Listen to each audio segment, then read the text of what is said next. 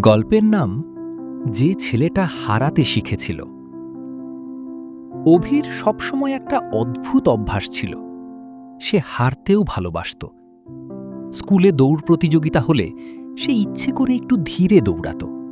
বন্ধুরা বলতো, তুই কি সিরিয়াসলি জিততে চাইস না? অভি হেসে বলতো, আমি হারলে আমি বেশি শিখি। একদিন স্কুলে একটা বড় ডিবেট কম্পিটিশন হলো।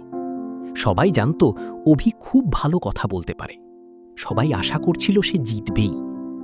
কিন্তু মঞ্চে উঠে হঠাৎ তার কথা আটকে গেল। সে ভুলে গেল সব লাইন। সবার সামনে সে হেরে গেল।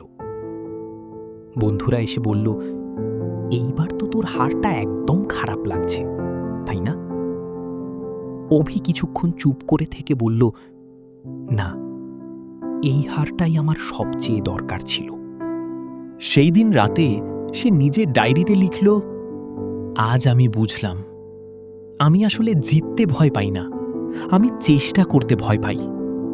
তারপর থেকে অভি বদলে গেল। সে আর ইচ্ছে করে হারত না, সে নিজের ভয়কে হারাতে শুরু করল। প্রতিদিন আয়নার সামনে দাঁড়িয়ে প্র্যাকটিস করত, ভুল করত, আবার ঠিক করত। কয়েক মাস পর আরেকটা বড় মঞ্চে সে দাঁড়াল। এইবারও তার হাত কাঁপছিল, কিন্তু সে থামেনি। শেষে যখন সবাই হাততালি দিল, তখন সে বুঝল, জয় মানে অন্যদের হারানো না, নিজের ভয়কে হারানো।